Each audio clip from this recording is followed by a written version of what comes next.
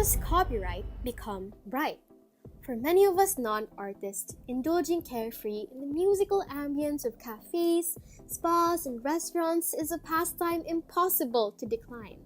But without realizing it, we may just be listening to illegally distributed music. That's right. Or rather, it's not. The music we often hear in public actually requires proper authorization and licensing for it to be legally administered in spaces made for profit. That's because the tunes you enjoy in your favorite shops belong rightfully to its original creator.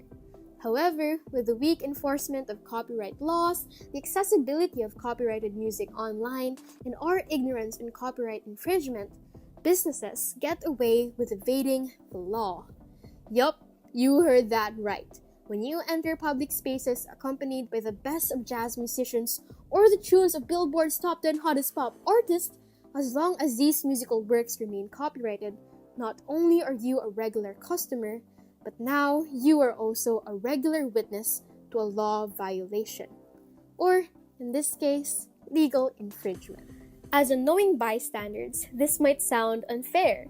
In fact, you may even call it unjust. But dear listeners, I am Earl Bunghanay, and in today's episode, Copyright? Issue? I Sue? I'm here to tell you that copyright is not a restriction, but a right. If we allow copyright infringement to continue, we are exchanging artist rights for a few minutes of melodic pleasure. Whenever we tolerate blatant violations that disregard the rights of the original artist, then why bother having a law in the first place? The musical industry is already tough as it is, with the struggles of an unstable income and high competition. The control artists have through the Intellectual Property Code or Republic Act No. 8293 allows them to protect their work from theft and unlawful use, so that they may maximize it for moral and financial gains, including imposing fees or otherwise known as royalties. When their work is used to add to the atmosphere of commercial spaces, it is used to enhance profit without the artist's knowledge nor consent. According to the Supreme Court of the Philippines, playing a recording, reproducing radio waves into audible sound waves, or performing live copyright songs are considered as public performances, which the artist has the exclusive right to prevent, and therefore cannot be treated as fair use. By fair use, we mean the use of copyrighted work for criticism, comment, news, reporting, or teaching, which as stated by the Intellectual Property Code, is not an infringement of copyright. So, unless it's for educational or charitable purposes, it is an issue and the artist can sue. So, what now? Are we to enter favorite hangout spots with silence?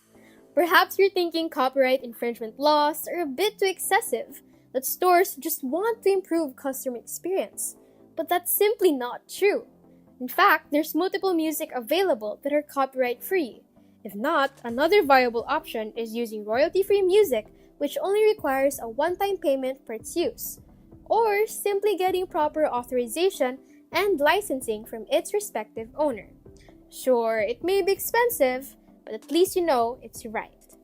Now that we know that music is meant to be listened to and original work is meant to be protected, how exactly do we preserve artistic integrity without discounting artistic freedom? Bridging the interests of both the listeners and artists starts with understanding that the copyright infringement law was placed not to restrict, but rather to protect the rights of our artists. And so, if music is what the public needs, then we should stand firm, educating those unaware and reporting businesses who exploit, so that our artists are given the proper support they need to continue creating their unique sound. Speaking of sounds, once again, I'm your host, Earl Bunghanay, and I hope you enjoyed listening to this episode, Copyright Issue? I Sue? 'Cause I'll sue you next time.